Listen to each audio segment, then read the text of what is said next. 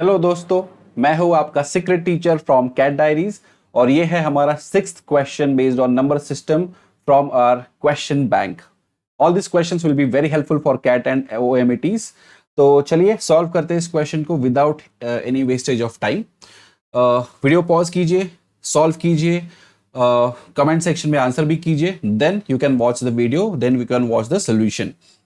चलो, तो if number there is a bigger number is to be divisible by 8 and 9, all right, then the values of a and b respectively will be। तो यहां पे concept कौन सा use होगा? Simple concept use होने वाले हैं, वो कॉन्सेप्ट है divisibility test of 8। Divisibility test of 8 क्या होता है? लास्ट 3 डिजिट्स, किसी भी नंबर के लास्ट 3 डिजिट्स अगर डिविजिबल बाय 8 हो गए तो पूरा नंबर डिविजिबल बाय 8 हो जाएगा। एंड 9 का डिविजिबिलिटी रूल, डिविजिबिलिटी टेस्ट, अगर sum of all the digits, sum of all digits is divisible by 9, then the entire number will be divisible by 9। तो इन दो छोटे छोटे प्यारे कॉन्सेप्ट्स का यूज यहां पे होने वाला है। तो चलो देखते हैं, पहले 8 का सॉल्व करके देखते हैं। तो 8 के लिए हमने क्या देखा कि last 3 digits should be divisible bye 8। तो लास्ट के 3 डिजिट्स कौन कौन है? देखो 9, 6 एंड b।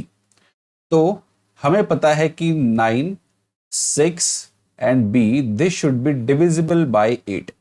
अब यहां पे दो ही ऑप्शंस है।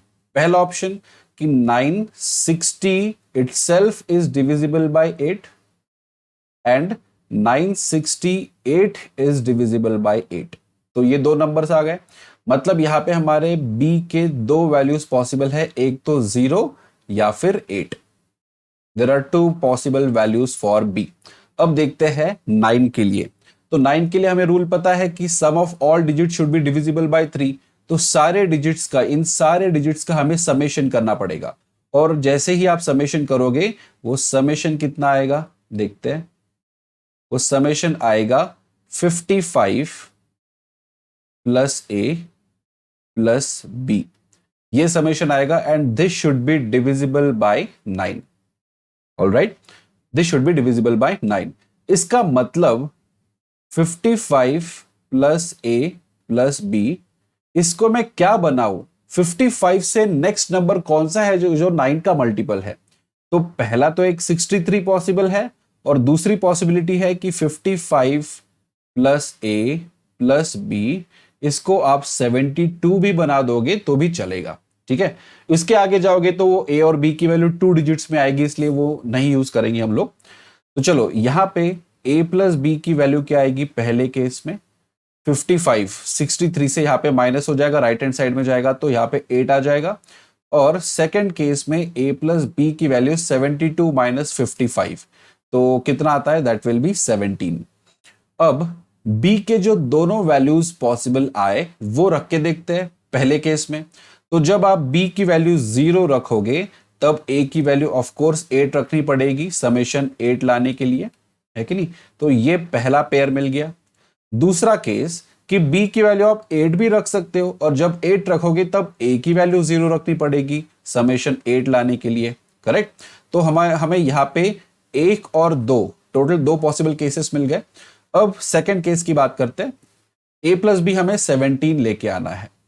अगर मैंने b की वैल्यू 0 रखी तब a की वैल्यू 17 रखनी पड़ेगी, जो कि पॉसिबल नहीं है क्योंकि a is a single digit, not a 2 digit number. तो ये कैंसिल हो गया। लेकिन जब आप b की वैल्यू 8 रखोगे तब आप a की वैल्यू क्या रख सकते हो? 9। Right, 9 plus 8 will be 17। तो हमें 3 पॉसिबल वैल्यूज मिले। कौन से? मैं यहां पे राइट साइड में लिखता हूं, a एंड b के कौन से पॉसिबल वैल्यूज हमें मिले। पहला तो मिला 8 एंड 0, दूसरा मिला 0 एंड 8, और तीसरा 9 एंड 8। तो इसमें से कौन सा ऑप्शन में दिया हुआ है? सो 8 and 0 is given in the option, so option B is the correct answer. I believe you understood this question. I hope you like this question. tinyurl.com/testcatdiaries इस लिंक पे जाइए, ये लिंक डिस्क्रिप्शन में आपको मिल जाएगा। एक गूगल शीट ओपन होगा, वहीं पे सारे के सारे क्वेश्चन बैंक के क्वेश्चंस आपको मिल जाएंगे। प्लीज लाइक शेयर सब्सक्राइब कीजिए। Thank you so much guys, take care.